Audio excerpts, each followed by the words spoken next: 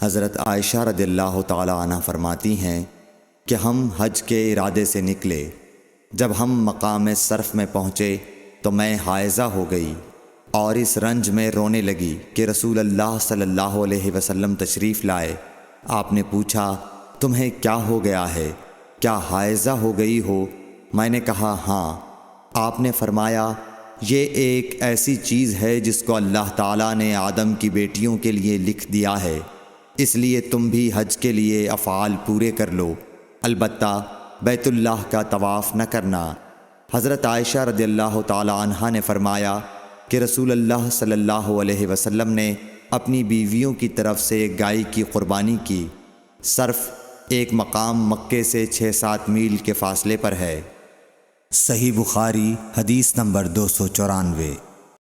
حضرت عائشہ رضی اللہ تعالی عنہا نے فرمایا میں رسول اللہ صلی اللہ علیہ وسلم کے سر مبارک کو حائضہ ہونے کی حالت میں کنگھا کیا کرتی تھی۔ صحیح بخاری حدیث نمبر 295۔ حشام بن عروہ نے عروہ کے واسطے سے بتایا کہ ان سے سوال کیا گیا کیا حائضہ بیوی میری خدمت کر سکتی ہے یا ناپاکی کی حالت میں عورت مجھ سے نزدیک ہو سکتی ہے؟ عروہ نے فرمایا میرے نزدیک تو اس میں کوئی حرج نہیں ہے، اس طرح کی عورتیں میری بھی خدمت کرتی ہیں اور اس میں کسی کے لیے بھی کوئی حرج نہیں، اس لیے کہ مجھے حضرت عائشہ رضی اللہ تعالی عنہا نے خبر دی کہ وہ رسول کریم صلی اللہ علیہ وسلم کو حائضہ ہونے کی حالت میں کنگھا کیا کرتی تھیں، اور رسول اللہ صلی اللہ علیہ وسلم اس وقت مسجد میں معتکف ہوتے۔ آپ اپنا سر مبارک قریب کر دیتے اور حضرت عائشہ رضی اللہ تعالی عنہا اپنے حجرے ہی سے کنگھا کر دیتی حالانکہ وہ حائضہ ہوتیں۔ صحیح بخاری حدیث نمبر 296۔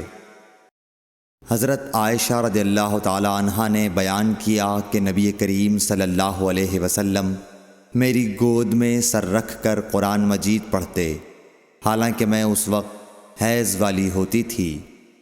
صحیح بخاری حدیث نمبر 297۔ ام سلمہ رضی اللہ تعالی عنہا نے کہا کہ میں نبی کریم صلی اللہ علیہ وسلم کے ساتھ ایک چادر میں لیٹی ہوئی تھی، اتنے میں مجھے حیض آ گیا، اس لیے میں آہستہ سے باہر نکل آئی اور اپنے حیض کے کپڑے پہن لیے۔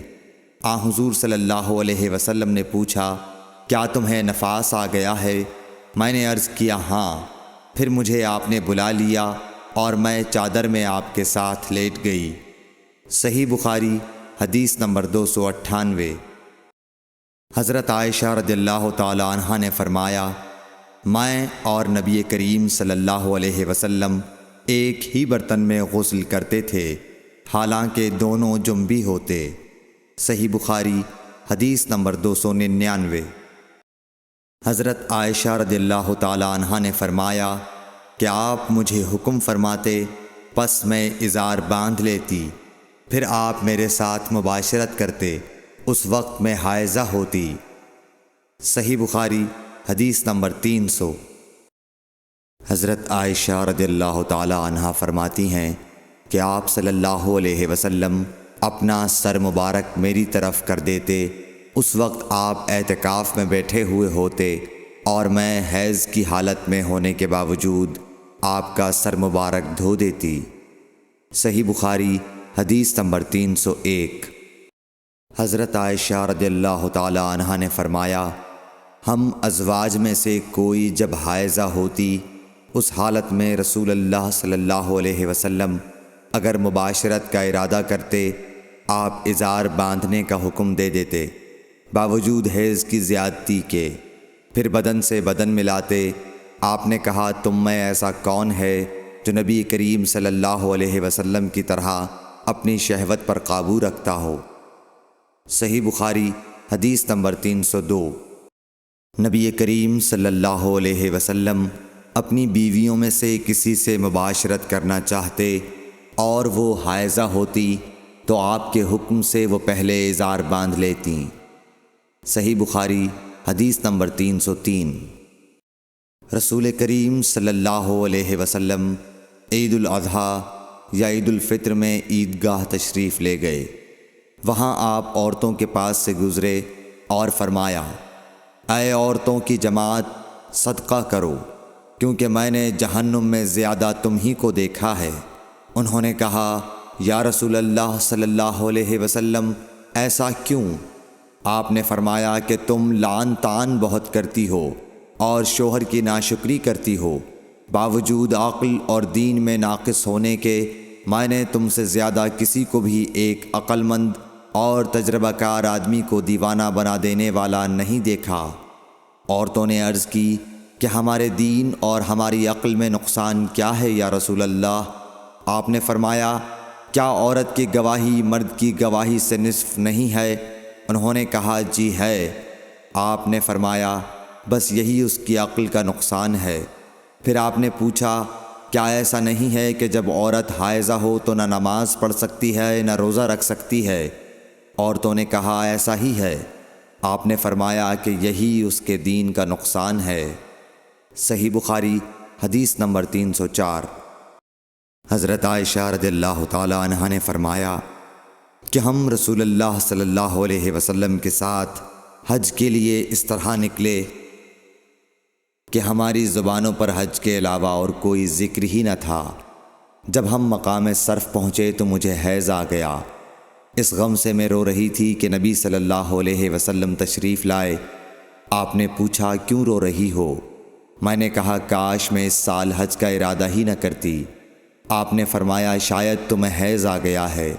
میں نے کہا، جی ہاں۔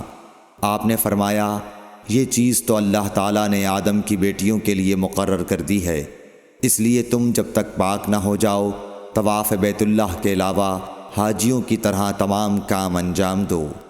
صحیح بخاری حدیث نمبر 305۔ فاطمہ ابی حبیش کی بیٹی نے رسول کریم صلی اللہ علیہ وسلم سے کہا کہ یا رسول اللہ صلی اللہ علیہ وسلم، میں تو پاک ہی نہیں ہوتی، تو کیا میں نماز بالکل چھوڑ دوں؟ حضور صلی اللہ علیہ وسلم نے فرمایا کہ یہ رگ کا خون ہے، حیض نہیں، اس لیے جب حیض کے دن جن میں کبھی پہلے تمہیں عادتاً حیض آیا کرتا تھا آئیں تو نماز چھوڑ دے، اور جب اندازے کے مطابق وہ دن گزر جائیں تو خون دھو ڈال اور نماز پڑھ۔ صحیح بخاری حدیث نمبر 306۔ ایک عورت نے رسول کریم صلی اللہ علیہ وسلم سے سوال کیا۔ اس نے پوچھا کہ یا رسول اللہ، آپ ایک ایسی عورت کے متعلق کیا فرماتے ہیں جس کے کپڑے پر حیض کا خون لگ گیا ہو؟ تو رسول اللہ صلی اللہ علیہ وسلم نے فرمایا کہ اگر کسی عورت کے کپڑے پر حیض کا خون لگ جائے تو چاہیے کہ اسے رگڑ ڈالے، اس کے بعد اسے پانی سے دھوئے، پھر اس کپڑے میں نماز پڑھ لے۔ صحیح بخاری حدیث نمبر 307۔ حضرت عائشہ رضی اللہ تعالی عنہا نے فرمایا کہ ہمیں حیض آتا تو کپڑے کو پاک کرتے وقت ہم خون کو مل دیتے، پھر اس جگہ کو دھو لیتی اور تمام کپڑے پر پانی بہا دیتی اور اسے پہن کر نماز پڑھتی۔ صحیح بخاری حدیث نمبر 308۔ نبی کریم صلی اللہ علیہ وسلم کے ساتھ آپ کی بعض ازواج نے اعتکاف کیا، حالانکہ وہ مستحاضہ تھیں اور انہیں خون آتا تھا، اس لیے خون کی وجہ سے تشت اکثر اپنے نیچے رکھ لیتیں۔ اور اکرمہ نے کہا کہ عائشہ رضی اللہ تعالی عنہا نے قسم کا پانی دیکھا تو فرمایا، یہ تو ایسا ہی معلوم ہوتا ہے جیسے فلاں صاحبہ کو استحاضہ کا خون آتا تھا۔ صحیح بخاری حدیث نمبر 309۔ حضرت عائشہ رضی اللہ تعالی عنہا نے فرمایا کہ رسول اللہ صلی اللہ علیہ وسلم کے ساتھ آپ کی ازواج میں سے ایک نے اعتکاف کیا، وہ خون اور زردی نکلتے دیکھتیں، تشت ان کے نیچے ہوتا اور نماز ادا کرتی تھیں۔ صحیح بخاری حدیث نمبر 310۔ حضرت عائشہ رضی اللہ تعالی عنہا نے فرمایا کہ بعض امہات المومنین نے اعتکاف کیا حالانکہ وہ مستحاضہ تھیں۔ صحیح بخاری حدیث نمبر 311۔ عبداللہ بن ابی نجیح نے مجاہد سے کہا کہ حضرت عائشہ رضی اللہ تعالی عنہا نے فرمایا کہ ہمارے پاس صرف ایک کپڑا ہوتا تھا جسے ہم حیض کے وقت پہنتی تھیں، جب اس میں خون لگ جاتا تو اس پر تھوک ڈال لیتیں اور پھر اسے ناخنوں سے مسل دیتیں۔ صحیح بخاری حدیث نمبر 312۔ ہم سے عبداللہ بن عبد الوہاب نے بیان کیا، انہوں نے کہا ہم سے حماد بن زیب نے ایوب سختیانی سے، انہوں نے حفصہ سے، وہ ام عطیہ سے۔ آپ نے فرمایا کہ ہمیں کسی میت پر 3 دن سے زیادہ سوگ کرنے سے منع کیا جاتا تھا، لیکن شوہر کی موت پر 4 مہینے 10 دن کے سوگ کا حکم تھا۔ ان دنوں میں ہم نہ سرما لگاتی، نہ خوشبو، اور عصب یمن کی بنی ہوئی ایک چادر جو رنگین بھی ہوتی تھی کے علاوہ کوئی رنگین کپڑا ہم استعمال نہیں کرتی تھیں، اور ہمیں عدت کے دنوں میں حیض کے غسل کے بعد کست اظفار استعمال کرنے کی اجازت تھی، اور ہمیں جنازے کے پیچھے چلنے سے منع کیا جاتا تھا۔ اس حدیث کو حشام بن حسان نے حفصہ سے، انہوں نے ام عطیہ سے، انہوں نے نبی کریم صلی اللہ علیہ وسلم سے روایت کیا ہے۔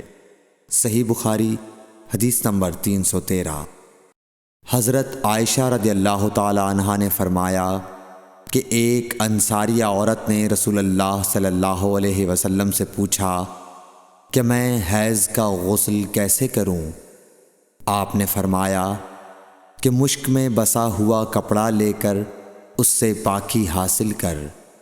اس نے پوچھا اس سے کس طرح پاکی حاصل کروں؟ آپ نے فرمایا اس سے پاکی حاصل کر۔ اس نے دوبارہ پوچھا کہ کس طرح؟ آپ نے فرمایا سبحان اللہ، پاکی حاصل کر۔ پھر میں نے اسے اپنی طرف کھینچ لیا اور کہا کہ اسے خون لگی ہوئی جگہوں پر پھیر لیا کر۔ صحیح بخاری حدیث نمبر 314۔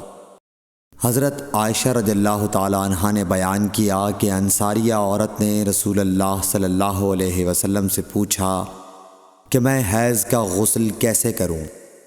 آپ نے فرمایا کہ ایک مشک میں بسا ہوا کپڑا لے اور پاکی حاصل کر۔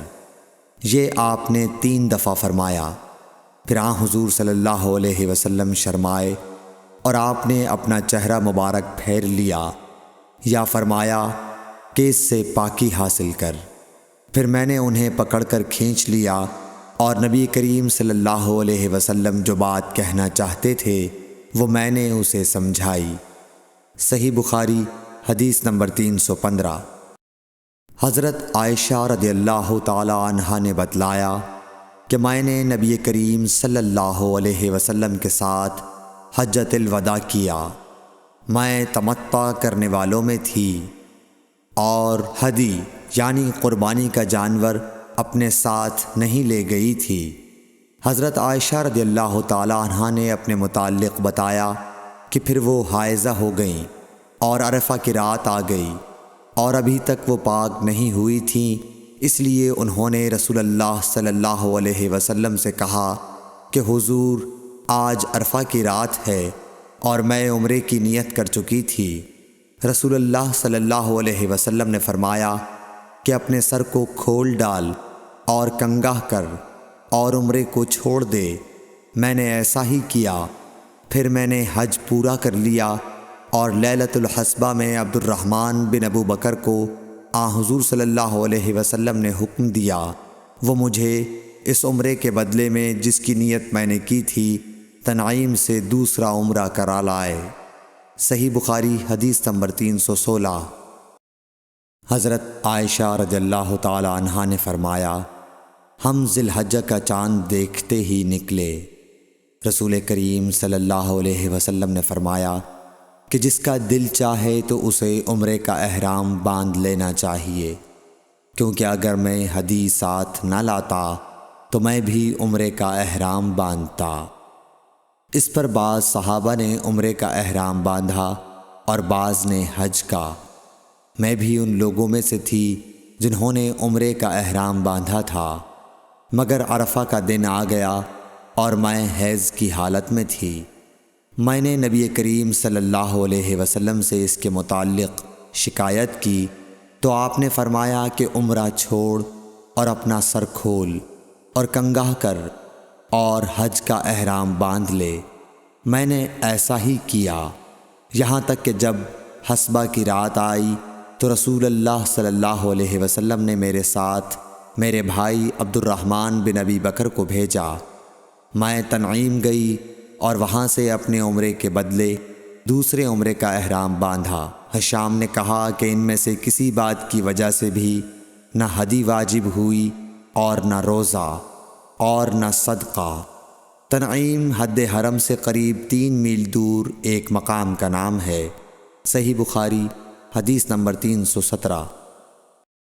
حضرت انس بن مالک رضی اللہ تعالیٰ عنہ سے روایت ہے، نبی کریم صلی اللہ علیہ وسلم نے فرمایا کہ رحم مادر میں اللہ تعالیٰ نے ایک فرشتہ مقرر کیا ہے۔ وہ کہتا ہے، اے رب اب یہ نطفہ ہے، اے رب اب یہ علقہ ہو گیا ہے، اے رب اب یہ مضغہ ہو گیا ہے۔ پھر جب خدا چاہتا ہے کہ اس کی خلقت پوری کرے تو کہتا ہے کہ مذکر یا مؤنث، بدبخت یا نیک بخت، روزی کتنی مقدر ہے اور عمر کتنی۔ پس ماں کے پیٹ ہی میں یہ تمام باتیں فرشتہ لکھ دیتا ہے۔ صحیح بخاری حدیث نمبر 318۔ حضرت عائشہ رضی اللہ تعالی عنہا فرماتی ہیں کہ ہم نبی کریم صلی اللہ علیہ وسلم کے ساتھ حجۃ الوداع کے سفر میں نکلے۔ ہم میں سے بعض نے عمرے کا احرام باندھا اور بعض نے حج کا۔ پھر ہم مکہ آئے اور حضرت صلی اللہ علیہ وسلم نے فرمایا کہ جس نے عمرے کا احرام باندھا ہو اور ہدی ساتھ نہ لایا ہو تو وہ حلال ہو جائے، اور جس نے عمرے کا احرام باندھا ہو اور وہ ہدی بھی ساتھ لایا ہو تو وہ ہدی کی قربانی سے پہلے حلال نہ ہوگا، اور جس نے حج کا احرام باندھا ہو تو اسے حج پورا کرنا چاہیے۔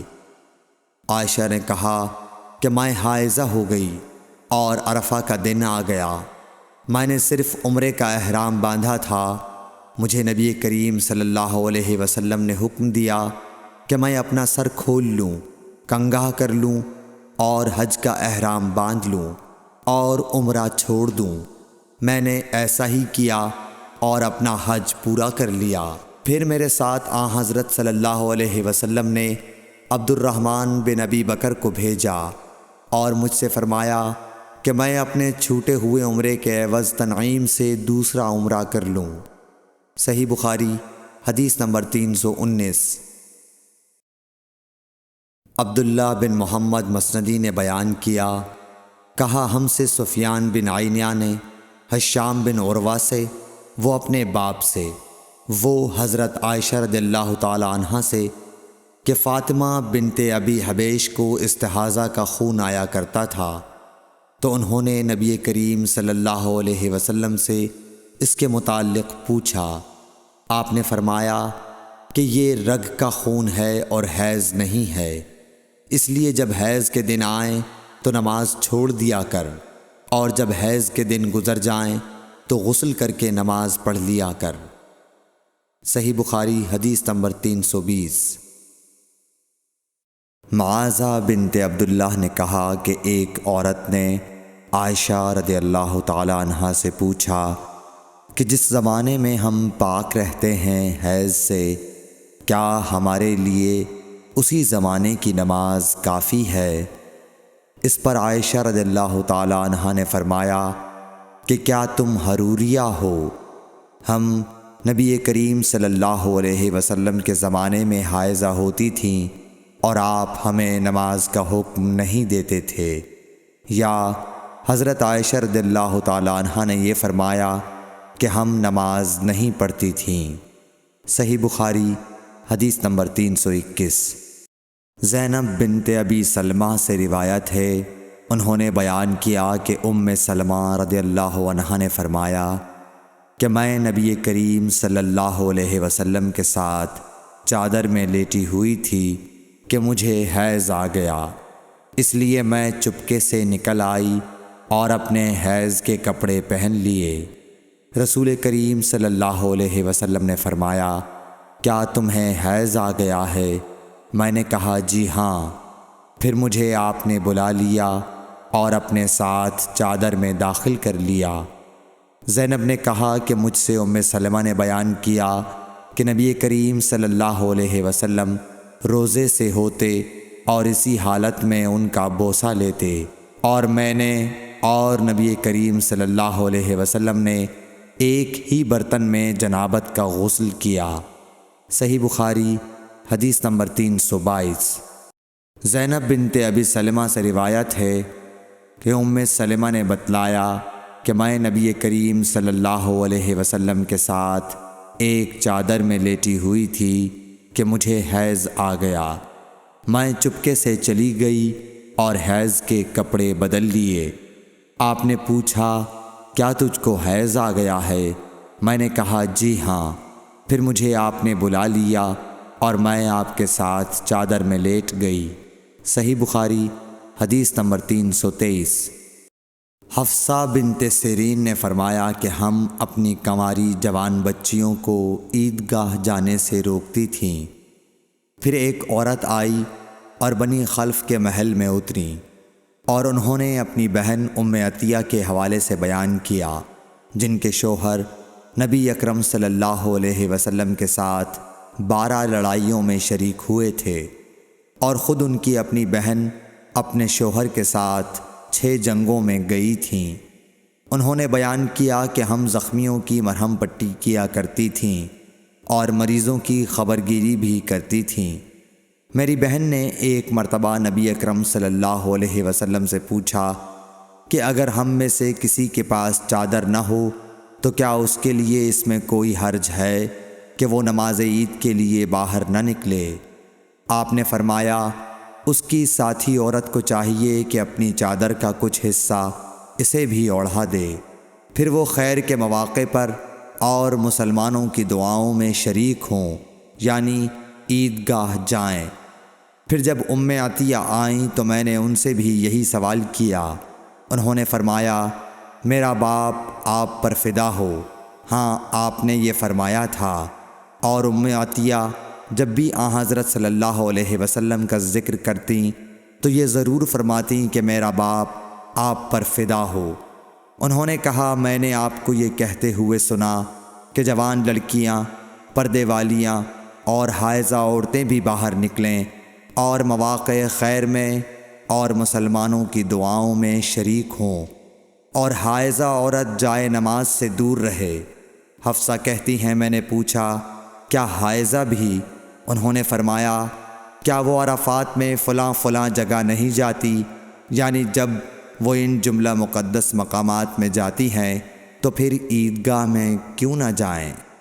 صحیح بخاری حدیث نمبر 324۔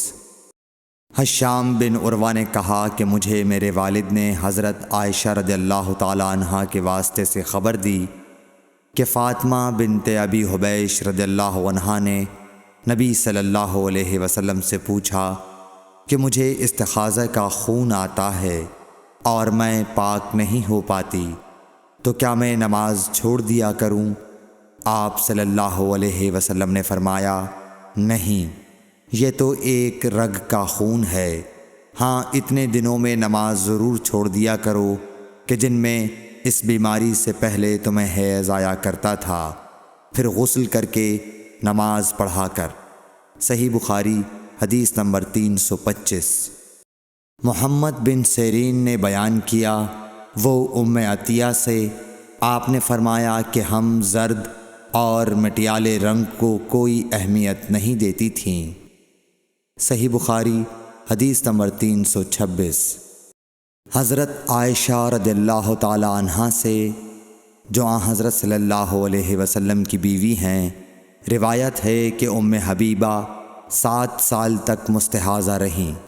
انہوں نے نبی کریم صلی اللہ علیہ وسلم سے اس کے بارے میں پوچھا تو آپ صلی اللہ علیہ وسلم نے انہیں غسل کرنے کا حکم دیا اور فرمایا کہ یہ رگ کی وجہ سے بیماری ہے، پس ام حبیبہ ہر نماز کے لیے غسل کرتی تھیں۔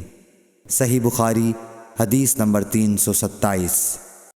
حضرت عائشہ رضی اللہ تعالی عنہا سے روایت ہے کہ انہوں نے رسول کریم صلی اللہ علیہ وسلم سے کہا کہ حضور صفیہ بنت حی کو حج میں حیض آ گیا۔ رسول اللہ صلی اللہ علیہ وسلم نے فرمایا شاید کہ وہ ہمیں روکیں گی، کیا انہوں نے تمہارے ساتھ طواف زیارت نہیں کیا؟ عورتوں نے جواب دیا کہ کر لیا ہے۔ آپ نے اس پر فرمایا کہ پھر نکلو۔ صحیح بخاری حدیث نمبر 328۔ حضرت عائشہ رضی اللہ تعالی عنہا فرماتی ہیں کہ نبی کریم صلی اللہ علیہ وسلم نے فرمایا کہ جب حیض کا زمانہ آئے تو نماز چھوڑ دے، اور جب یہ زمانہ گزر جائے تو خون کو دھو اور نماز پڑھ۔ صحیح بخاری حدیث نمبر 331۔ سمرہ بنت جندب سے روایت ہے کہ ایک عورت ام کعب زچگی میں مر گئی تو آن حضور صلی اللہ علیہ وسلم نے ان کی نماز جنازہ پڑھی۔ اس وقت آپ ان کے جسم کے وسط میں کھڑے ہوئے۔ صحیح بخاری حدیث نمبر 332۔ عبداللہ بن شداد نے کہا کہ میں نے اپنی خالہ میمونہ رضی اللہ تعالی عنہا سے، جو نبی کریم صلی اللہ علیہ وسلم کی زوجہ مطہرہ تھیں، سنا کہ میں حائضہ ہوتی تو نماز نہیں پڑھتی تھی، اور یہ کہ آپ رسول اللہ صلی اللہ علیہ وسلم کے گھر میں نماز پڑھنے کی جگہ کے قریب لیٹی ہوتی تھیں، اور یہ کہ آپ رسول اللہ صلی اللہ علیہ وسلم کے گھر میں نماز پڑھنے کی جگہ کے قریب لیٹی ہوتی تھیں۔ آپ نماز اپنی چٹائی پر پڑھتے، جب آپ سجدہ کرتے تو آپ کے کپڑے کا کوئی حصہ مجھ سے لگ جاتا تھا۔ صحیح بخاری حدیث نمبر 333۔